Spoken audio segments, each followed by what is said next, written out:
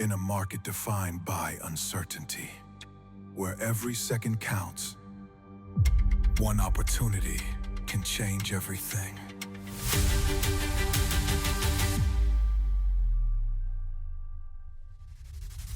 Are you ready to make your move?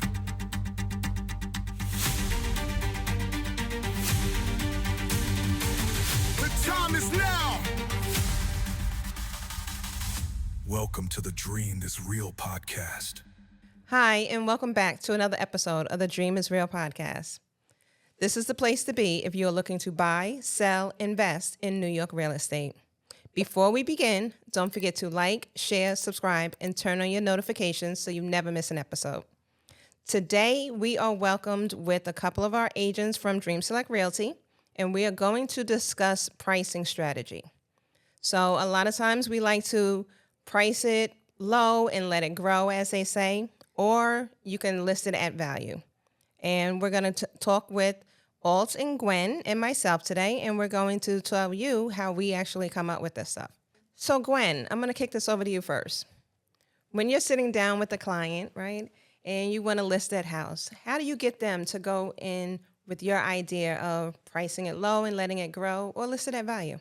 So when I sit down with the clients, I explain to them what's happening in their neighborhood.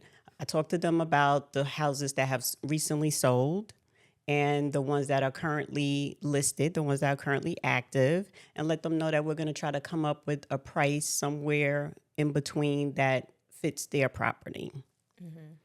And I let them know that, we want to make sure that we're pricing it right so that the house doesn't sit too long.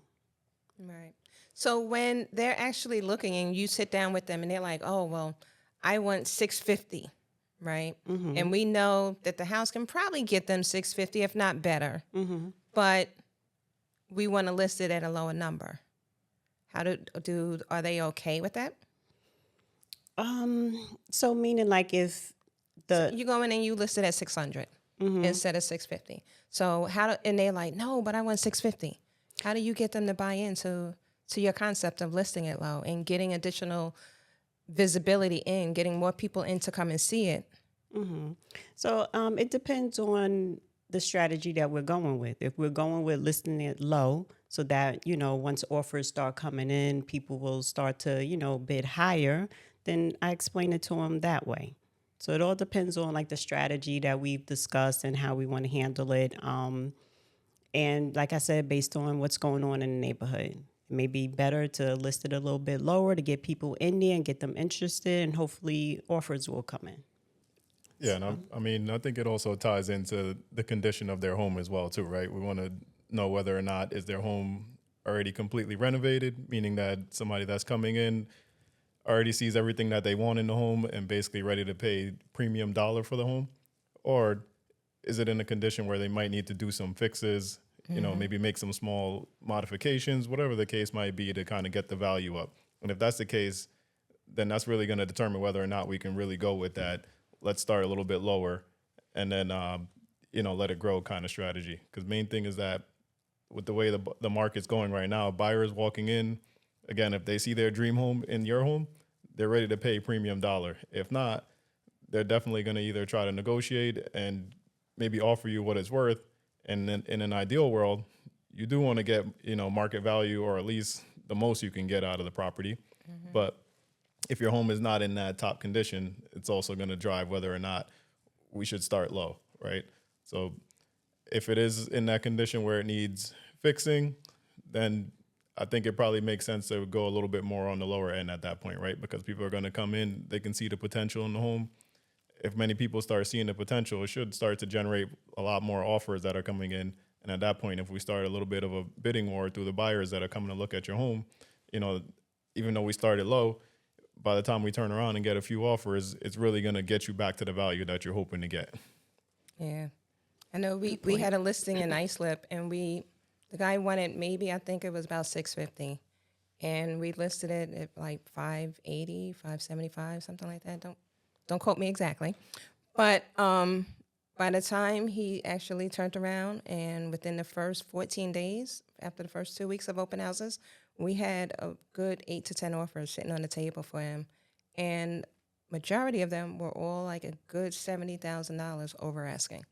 Good. So That's amazing. even though we did price it at a lower number, he still got exactly what he was looking for. Exactly. He was happy getting that number that we listed it at, but because we were able to actually get enough people in, and when you see multiple buyers in a house, you're actually like, oh, okay, well, if this is my dream house, like you were saying, and you're seeing another family in there and their kids love that house as well, that's going to drive possibly that value up as well. You're going to have that interest in your head and you're going to be like, okay, well, I may lose this to that family, so I don't want to underbid. I want to actually give them exactly how much, or if not the max of what I'm going to put in on this offer.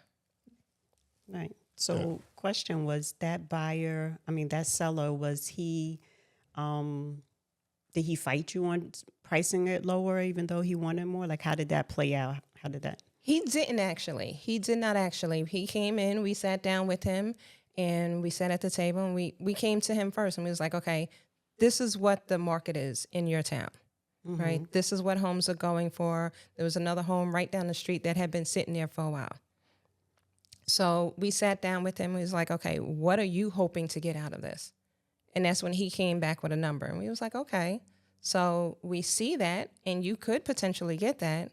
But if you put it at that number immediately right off, and especially if you know that there's work that's going to be needed, a lot of people are going to try and lowball. So we did get a couple of offers with that one where they actually came in under, because people are like, okay, well, I want to remodel the kitchen, or I want to put a pool in the backyard. So now they're thinking of all the work that they got to do to the house as well. Right. And they're putting that into their numbers when they're coming to bid. And sometimes the sellers don't, okay, that's their home. They love it.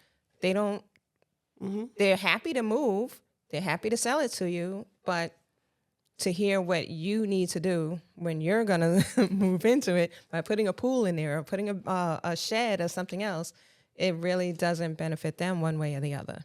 So he was good with the numbers. When we came back and we sat down with him and he saw the numbers, he was like, I love it. Let's move forward. Let's go. And I think that's great too, because the other thing that leads me to is, when you sit down with them, do you actually make suggestions on things that they might need to do to improve their home?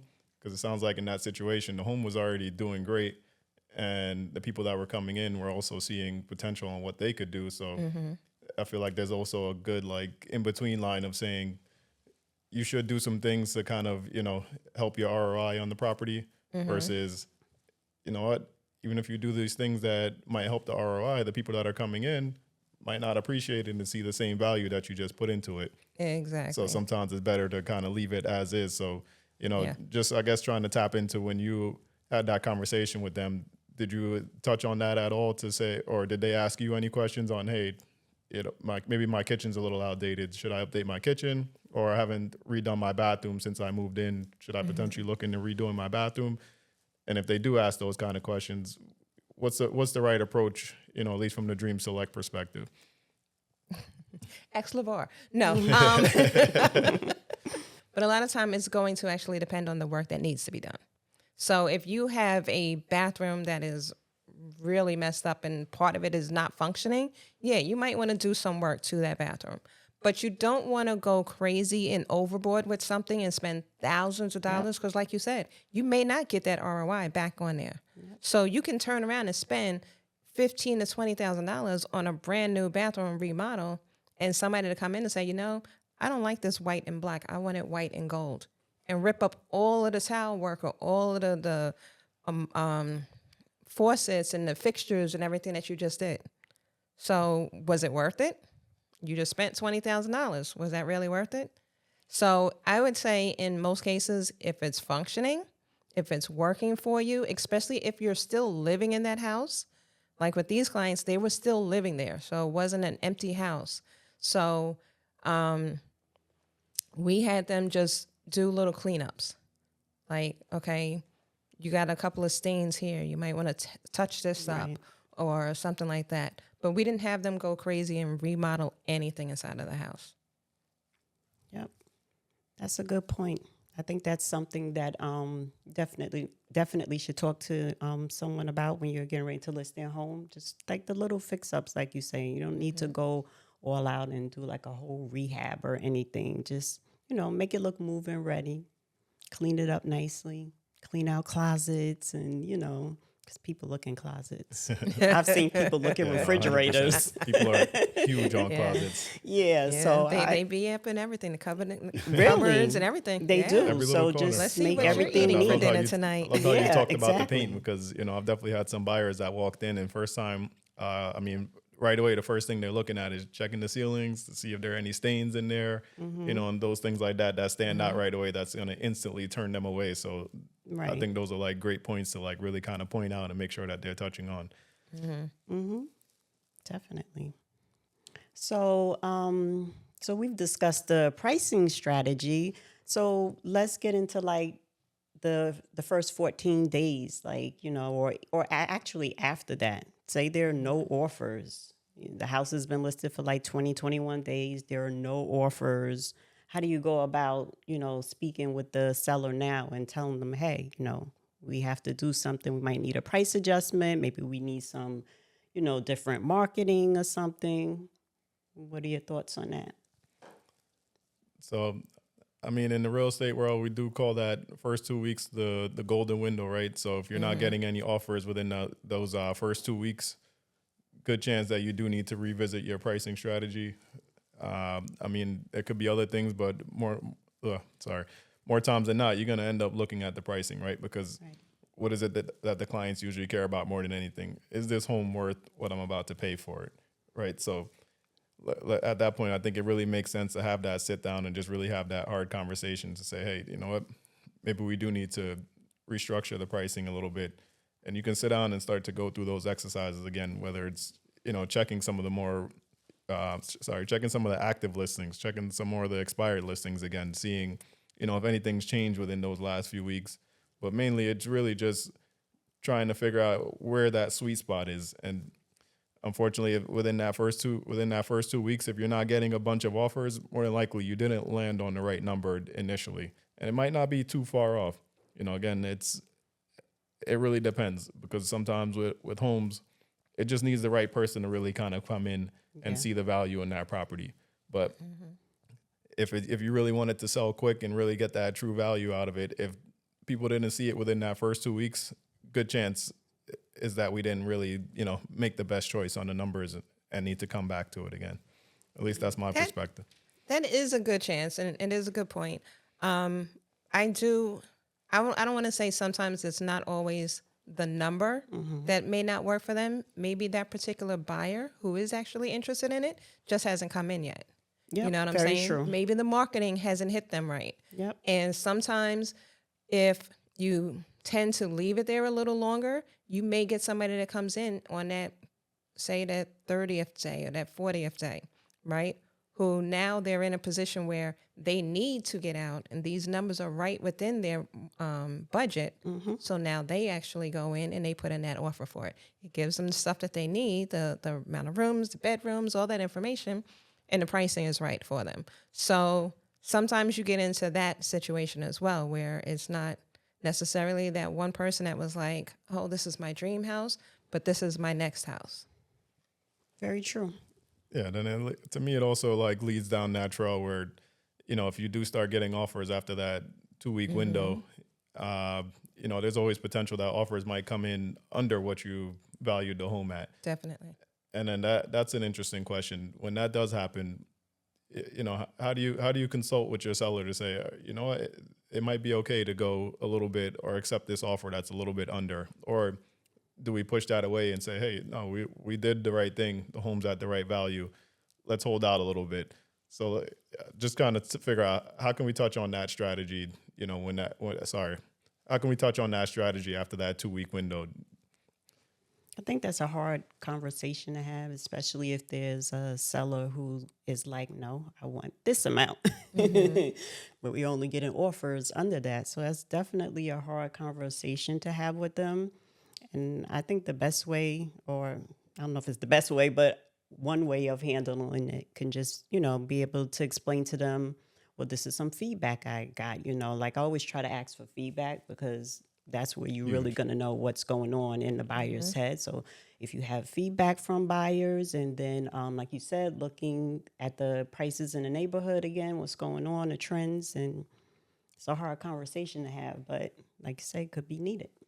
Yeah, and I think it ties back to what we were also talking about in the first part of the session, right? Like where we said, did we go with a strategy where we started lower, hoping that things would grow, or did we price it like right at the value of the home, right? So I think, in my opinion, if we priced it right at the value, there should be at least a little bit of wiggle room if somebody's slightly bidding under, because more than likely, if we price it at the value, we're trying to get top dollar. So if it's slightly under, it's not going to be, the extreme worst case scenario where we're saying somebody's giving you, $100,000 less than what your home is worth. Right. Ideally, you're hoping that it's, at least somewhere in the ballpark. And when we priced it at that top dollar value, we were hoping to get somewhere within that ballpark. Obviously, that number would have been the sweet spot, but if it's a little under, it's okay. But if we did the low to grow strategy, then I would definitely kind of stray my seller away from saying, let's accept something a little bit less at this point, right? So I think it all kind of ties into, some of the things we touched on in the beginning.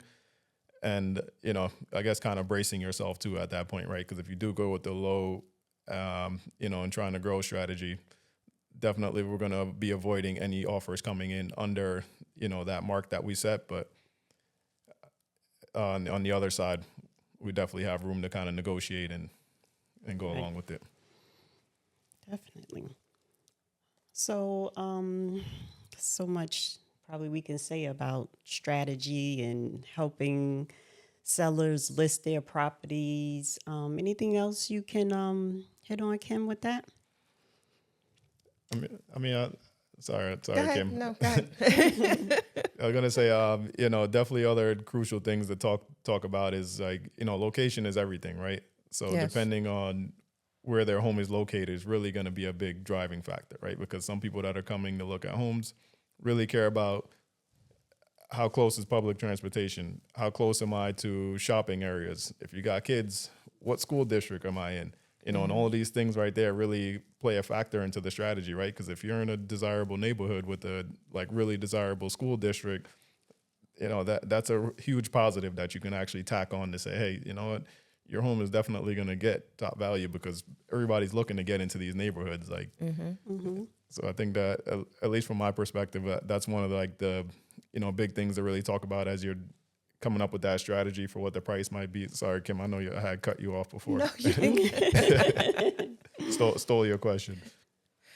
All right, Gwen and Alt, thanks so much for joining me today. This little sit down, just talking to our viewers, telling them about our pricing strategy, hoping that we get somebody to hit us up. And if you guys are out there, you want to sit down with somebody, you want to find out exactly how much is your house worth, what can you get, feel free to give us a call. You can reach us at 631-623-7117. We're located locally here in Bohemia.